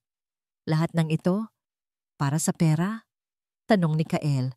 Sinusubukang panatilihin ang atensyon ni Lazaro sa kanya. Sinira mo ang buhay ko, ang buhay ng mga anak ko, para lang sa pera? Hindi lang ito tungkol sa pera, Kael, sagot ni Lazaro. Ito ay tungkol sa respeto, sa pagkilala, mga bagay na laging nasa'yo pero kailanman ay hindi ko nakuha. Sa sandaling iyon, ginawa ni Kael ang isang bagay na hindi inaasahan. Ibinagsak niya ang kanyang sarili sa sahig. Isang biglaan at desperadong kilos. Ang atensyon ng lahat, kasama na si Lazaro, ay napunta sa kanya. Sa maliit na bintanang iyon ng pagkakataon, ginamit ni Sinag ang lahat ng kanyang natitirang lakas. Ikinasa niya ang kanyang ulo paatras, tinamaan ang ilong ni Lazaro ng buong puwersa. Aray! Daing ni Lazaro, napabitaw kay Sinag dahil sa sakit. Iyon lang ang kailangan ng mga pulis. Sumugod sila. Dinamba nila si Lazaro, ibinagsak sa sahig bago pa man ito makabawi. Ang tunog ng pagklik ng posas sa kanyang mga pulso ang naging huling tunog ng kanyang kalayaan. Habang dinadala si Lazaro palabas, dumaan siya sa tabi ni Kael. Tinitigan niya ito, hindi na may galit, kundi may isang basag at walang laman na tingin. Sana pala hinayaan na lang kitang mabulok sa kalungkutan mo, bulong niya. Hindi pinansin ni Kael ang mga huling salita ng demonyo. Ang kanyang buong atensyon ay nakaisinag na nanginginig na nakasandal sa isang poste. Nilapitan siya ni Kael. Ang galit sa kanyang mukha ay nawala na. Napalitan ng isang emosyong mas malalim at mas masakit. Ang pagsisisi. Dahan-dahan siyang lumuhod sa harap ni Sinag. Pinutol niya ang mga tali sa kamay at paa nito gamit ang isang kutsilyong ibinigay ng pulis. Nang malaglag ang mga tali, hindi niya alam ang sasabihin. Ang mga salitang patawad ay tila masyadong mura, masyadong kulang para sa pinsalang kanyang idinulot. Niyakap niya si Sinag, hindi bilang isang amo o isang estranghero, kundi bilang isang taong desperadong humihingi ng kapatawaran.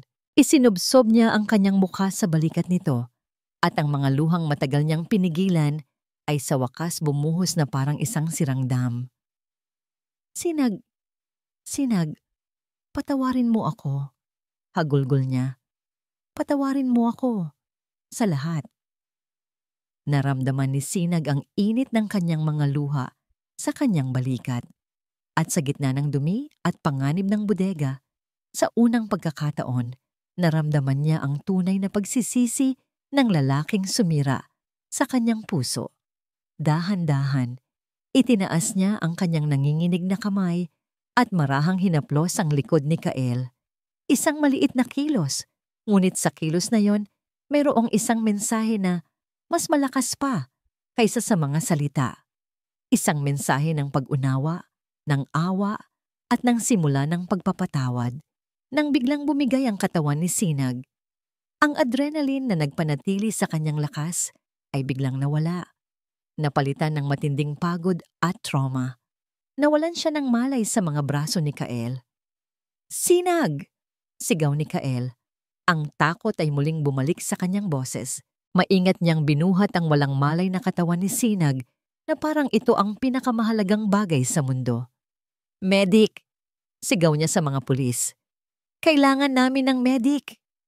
Habang isinasakay si Sinag sa ambulansya, hindi binitawan ni Kael ang kamay nito. Hawak niya ito ng mahigpit, na parang sa paghawak na yon, maibibigay niya ang lahat ng lakas na mayroon siya. Ang hustisya para kay Amihan ay nagsimula ng umikot. Ngunit alam ni Kael, habang nakatingin sa payapang mukha ni Sinag, na mayroon pa siyang isang mas mahirap na laban na kailangang harapin. Ang laban para makuha ang kapatawaran ng babaeng muntik na niyang masira at ang laban para patawarin ang kanyang sarili. Ang gabi ay natapos. Ang demonyo ay nakakadena na. Ngunit para kay Kael Silakbo, ang umaga ng kanyang pagtubos ay ngayon pa lamang magsisimula. Ang amoy ng antiseptic, ang unang bumati kay Sinag sa kanyang paggising. Ang kisame ay puti, ang kumot ay magaspang, at ang mahinang tunog ng isang monitor sa tabi niya ang nagsasabi sa kanya na siya ay nasa isang ospital. Dahan-ahan niyang iginalaw ang kanyang mga daliri at naramdaman ang isang bagay na mainit at pamilyar. Isang kamay na nakahawak sa kanya. Dahan-dahan siyang lumingon. Nakaupo sa isang silya sa tabi ng kanyang kama si Kael Silakbo. Ang kanyang mamahaling damit ay gusot, ang kanyang buhok ay magulo, at ang kanyang mukha ay puno ng pagod. Ngunit ang pinakakapansin-pansin ay ang kanyang mga mata. Wala na ang lamig, wala na ang galit. Ang naroon ay isang malalim na kalungkutan at isang bagay na hindi pa nakikita ni Sinag doon dati. Kahinaan. Nang maramdaman ni Kael ang kanyang paggalaw, agad itong napatingin sa kanya. Isang alon ng ginhawa ang dumaan sa mukha nito. "Sinag!" bulong niya. Ang boses ay paos. "Gising ka na." Sinubukan ni Sinag na bumangon, ngunit isang bahagyang kirot sa kanyang braso, kung saan halos itusok ang karayom, ang nagpahiga sa kanya muli. "Huwag kang gumalaw," sabi ni Kael. Maingat na inalalayan ang kanyang unan. Sabi ng doktor, "Pagod at dehydration lang. Kailangan mo lang magpahinga." Isang mahabang katahimikan ang namagitan sa kanila. Hindi ito ang nakakailang na katahimikan ng isang amo at isang kasambahay. Ito ay isang katahimikang puno ng mga salitang hindi masabi. Pinutol ito ni Sinag. Ang mga bata?" Mahinang tanong niya. Napakagatlabi si Kael. Kahit sa kalagayan ni Sinag, ang mga anak pa rin niya ang una nitong inisip. Ang katotohanan iyon ay isa na namang sundang sa kanyang puso. "Nasa mabuting kalagayan sila," sagot niya. "Nasa bahay kasama si Manang Lorna. Sila, hinahanap ka nila." Muling natahimik. Tumingin si Kael sa kanilang mga kamay na magkahawak. Dahan-dahan niyang binitawan ito na para bang nararamdaman niyang wala siyang karapatang hawakan yun. Tumayo siya at lumayo ng kaunti. Lumakad papunta sa bintana na tila hindi niya kayang salubungin ang tingin ni Sinag. Nakatingin siya sa labas, ngunit ang nakikita niya ay ang mga pagkakamali ng nakaraan. Noong una kitang makita, simula niya, ang boses ay nanginginig. Ang nakita ko lang ay isang solusyon sa problema ko. Isang taong magpapatahimik sa iyak ng mga anak ko para hindi ko na marinig ang sarili kong kabiguan. Pagkatapos, noong una silang ngumiti dahil sa'yo, patuloy niya, sa isang saglit nakaramdam ako ng pag-asa. Pero duwag ako, Sinag. Masyado akong duwag para tanggapin ang liwanag na yon. Kaya noong binigyan ako ni Lazaro ng dahilan para kamuhian ka, agad ko iyong pinaniwalaan dahil mas madaling magalit kaysa umasa. Humarap siya kay Sinag. Ang kanyang mga mata ay puno ng luhang pinipigilan. Ang bawat masasakit na salitang sinabi ko sa'yo, ang bawat masamang tingin na ibinigay ko, ang pagtataboy ko sa'yo sa gitna ng ulan, lahat yun ay bumabalik sa akin gabi-gabi, sabi niya. Pero wala sa mga yun ang pinakamasakit. Dahan-dahan siyang lumapit sa kama ni Sinag at sa harap ng dalaga, ang mayaman at makapangyarihang si Kael Silakbo ay dahan-dahang lumuhod sa sahig.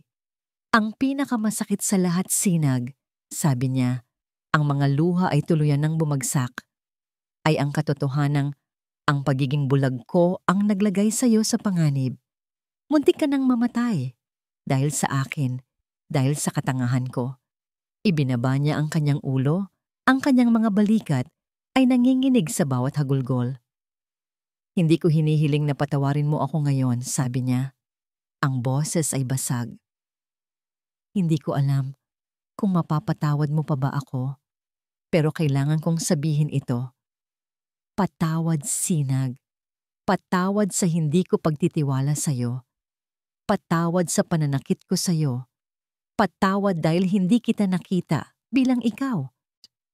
Ang silid ay napuno lamang ng tunog ng kanyang pag-iyak. Nakatingin lang si Sinag sa lalaking nakaluhod sa kanyang harapan. Ang lahat ng galit at sakit na kinimkim niya ay unti-unting natutunaw. Napapalitan ng isang damdaming mas malalim at mas komplikado. Ang awa. Nakita niya hindi ang aroganteng amo na nagpahirap sa kanya, kundi isang lalaking nawasak ng kalungkutan, nilinlang ng pagtitiwala, at ngayon ay dinudurog ng bigat ng kanyang sariling pagsisisi. Dahan-dahan, itinaas ni Sinag ang kanyang kamay. Tumayo po kayo, Sir Kael, mahinang sabi niya. Umiling si Kael. Hindi, dito lang ako hanggang pakiusap, putol ni Sinag, may diin sa kanyang boses. Tumayo po kayo. Dahan-dahang tumayo si Kael, hindi inaalis ang tingin kay Sinag, tila naghihintay ng kanyang hatol. Ang pagpapatawad, sir, sabi ni Sinag, ang boses ay mahina, ngunit matatag, ay hindi nagsimula ngayon. Nagsimula po ito noong makita ko ang takot sa mga mata ninyo para sa akin doon sa bodega. Nagsimula ito noong maramdaman ko ang panginginig ng mga kamay ninyo habang tinatanggal ninyo ang mga tali ko. Dahil sa mga sandaling iyon, alam kong ang kaharap ko ay hindi isang halimaw, kundi isang taong naligaw. Kinuha niya ang kamay ni Kael. Mahirap pong kalimutan ng sakit, pag-amin niya. Pero mas mahirap pong mabuhay na may dalang galit. Pinapatawad ko na po kayo. Ang mga salitang iyon ay parang isang pisikal na bagay na bumuhat sa pabigat sa dibdib ni Kael. Ngunit mayroon pa siyang isang huling katanungan. Isang hiling na halos hindi niya kayang bigkasin dahil sa takot na marinig ang sagot. Sinag, sabi niya, ang boses ay nanginginig. Pakiusap, umuwi ka na. Hindi siya sumagot agad. Tumingin siya sa labas ng bintana, sa asul na langit. Para sa kanya, ang umuwi ay hindi lang pagbalik sa isang bahay. Ito ay pagbabalik sa isang lugar ng sakit, ngunit isa ring lugar kung saan naroon ang tatlong maliliit na anghel na nagbigay sa kanya ng kaligayahan. Ito ay isang pagpili sa pagitan ng pagtakbo mula sa nakaraan o pagharap dito para sa isang posibleng kinabukasan. Pagkatapos ng ilang sandali, ibinalik niya ang kanyang tingin kay Kael. Isang maliit, mahiyain, ngunit tunay na ngiti ang sumilay sa kanyang mga labi. Gusto ko na pong makita ang mga alaga ko, sabi niya. Lumipas ang ilang buwan. Ang panahon ng unos sa Hacienda Amihan ay napalitan ng isang mahaba at payapang tag-araw. Ang mga pader na dating saksi sa walang katapusang pag-iyak ay ngayon ay sumasalamin na sa tunog ng tawanan at sa himig ng isang pamilyar na oyayi. Ang pagbabago ay hindi nangyari sa isang iglap. Ito ay isang dahan-dahang proseso ng paghilom na itinayo sa pundasyon ng pasensya, pag-unawa, at libo-libong maliliit na sandali ng kaligayahan. Isang umaga, naabutan ni Kael si Sinag sa nursery. Karga nito si Tala habang pinapainom ng gatas, habang ang mga paa naman niya ay marahang inuuga ang duyan kung saan mahimbing na natutulog si Buwan at Araw. Kumakanta siya ng mahina, ang himig ng dandansoy. Ngunit ngayon, ang himig ay hindi na puno ng lungkot. Ito ay puno na ng pagmamahal at kapanatagan. Ngumiti si Kael. Siya ay isa ng ibang tao mula sa lalaking nawawasak na nakilala ni Sinag. Ang kanyang mga balikat ay hindi nakuba sa bigat ng kalungkutan. Ang kanyang mga mata ay hindi na malamig. Natutunan niyang magtimpla ng gatas sa tamang temperatura. Natutunan niyang kilalanin kung kaninong iyak ang para sa gutom at kung kanino ang para sa paglalambing. Natutunan niyang maging isang ama at natutunan niyang umibig muli. Hayaan mong ako na diyan. Alok niya. Marahang kinukuha si Tala mula sa mga braso ni Sinag. Kaya ko pa. Sir, simula ni Sinag, bago naputol dahil sa isang marahang pagpisil ni Kael sa kanyang kamay. Kael. Pagtatama niya, isang paalala na matagal na nilang ginagawa. Ang pangalan ko ay Kael. Ngumiti si Sinag. Pasensya na. Kael. Ang salitang yon mula sa bibig ni Sinag ay musika pa rin sa kanyang pandinig. Magkasama nilang pinagmasdan ang tatlong anghel. Ang kanilang mga balikat ay halos magkadikit. Sa komportabling katahimikan na yon, mayroong isang pag-unawa na mas malalim pa sa mga salita. Nang hapong yon, habang papalubog na ang araw at nagpipinta ng kulay kahel at lila sa kalangitan, nakita ni Kael si Sinag na nag-iisa sa hardin. Hinahaplos nito ang mga talulot ng puting rosas, ang mga paboritong bulaklak ni Amihan. Nilapitan niya ito. Sinag, tawag niya. May gusto sana akong ipakita sa'yo. Nagtatakang sumunod si Sinag habang ginagabayan siya ni Kael papunta sa harap ng malaking gate ng hasyenda. Doon, mayroong isang malaking arko kung saan nakaukit ang pangalang Hacienda Amihan. Ngunit ngayon, ito ay natatakpan ng isang malaking puting tela. Sa loob ng maraming buwan, simula ni Kael, ang boses ay seryoso, ngunit malambing. Ang lugar na ito ay isang simbolo ng aking kalungkutan, isang paalala sa lahat ng nawala sa akin. Bawat sulok ay may anino ni Amihan. Huminga siya ng malalim, hinawakan ng kamay ni Sinag. Pinarangalan ko ang kanyang alaala sa pamamagitan ng pagkulong sa sarili ko sa nakaraan. Akala ko yun ang tama, pero mali ako. Sabi niya, ang tunay na pagbibigay-pugay sa isang pag-ibig na nawala ay hindi ang pagtangging sumaya muli, kundi ang paggamit sa mga aral na iniwan nito para matutunang magmahal ng mas buo at mas totoo. Tumingin siya ng diretso sa mga mata ni Sinag. Amihan will always be my beautiful memory. Siya ang nagturo sa akin kung paano magmahal. Pero ikaw, Sinag, sabi niya, ang boses ay nanginginig sa emosyon. Ikaw ang nagturo sa akin kung paano muling mabuhay. Hinila niya ang isang lubid sa gilid at ang puting tela ay dahan-dahang bumagsak.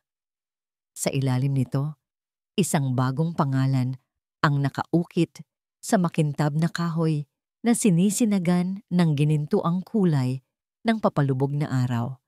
Hindi na Hacienda Amihan. Ang nakasulat ay Tahanang Sinag. Napasinghap si Sinag. Ang mga kamay ay napahawak sa kanyang bibig. Ang kanyang mga mata ay napuno ng luha. Ngunit hindi ito luha ng kalungkutan, kundi luha ng lubos na kaligayahan. Ang hasyenda ay lupain, ari-arian. Paliwanag ni Kael, ang hinlalaki ay marahang hinahaplos ang kamay ni Sinag. Pero ang tahanan, Ang tahanan ay kung nasaan ang puso. Si amihan ang magandang alaala ko. Pero ikaw, Sinag, ikaw ang aking kasalukuyan at ang aking kinabukasan. Ikaw ang tahanan ko. Wala ng mga salitang kailangan. Sa ilalim ng nag-aalab na kulay ng langit, sa harap ng isang bagong pangalan na simbolo ng isang bagong simula, dahan-dahang inilapit ni Kael ang kanyang mukha kay Sinag. Ibinigay niya dito ang kanyang unang halik. Isang halik na hindi nagmamadali. Isang halik na puno ng pasasalamat, puno ng pagsisisi, at higit sa lahat, puno ng isang pag-ibig na dalisay, pinanday sa apoy ng pagsubok at sinagip mula sa bingit ng kadiliman. Nang sila'y maghiwalay, magkadikit pa rin ang kanilang mga noo. Ang tunog ng tawanan ng mga bata ay maririnig mula sa loob ng bahay. Magkasama, lumingon sila at pinagmasdan ang kanilang tahanan. Isang tahanan na minsan ay naging pugad ng kalungkutan, ngunit ngayon, sa wakas, ay napuno na ng liwanag. At dito po nagtatapos ang ating kwento. Isang salaysay na nagpapaalala sa atin na ang pinakamalalim na sugat ay kayang paghilumin ng katotohanan at pagpapatawad. Ipinakita sa atin ni Kael at Sinag na ang tunay na pag-ibig ay hindi natatakot harapin ang multo ng nakaraan. Bagkus ay ginagawa itong pundasyon upang makapagtayo ng isang mas matatag na kinabukasan. Maraming salamat po sa inyong walang sawang pagsubaybay sa kwento ng Tahanang Sinag. Sana po ay napulutan ninyo ito ng aral at inspirasyon. Ano pong masasabi ninyo sa ating kwento? At anong uri naman ng mga kwento ang gusto ninyong marinig sa mga susunod? I-comment nyo lang po sa ibaba dahil binabasa po namin ang lahat ng inyong mga saloobin. Hindi dito nagtatapos ang ating paglalakbay. Marami pa pong kwentong kasing ganda at mas puno ng aral dito sa aming channel. Kung nagustuhan nyo ang kwentong ito, i-like, i-share sa pamilya at mga kaibigan at mag-subscribe na rin para lagi kayong updated sa mga susunod pa naming kwento. I-click nyo ang notification bell para kayo ang unang makarinig kapag may bago kaming upload. Pagpalain po kayo ng Panginoon, kayo at ang inyong buong pamilya. Hanggang sa muli.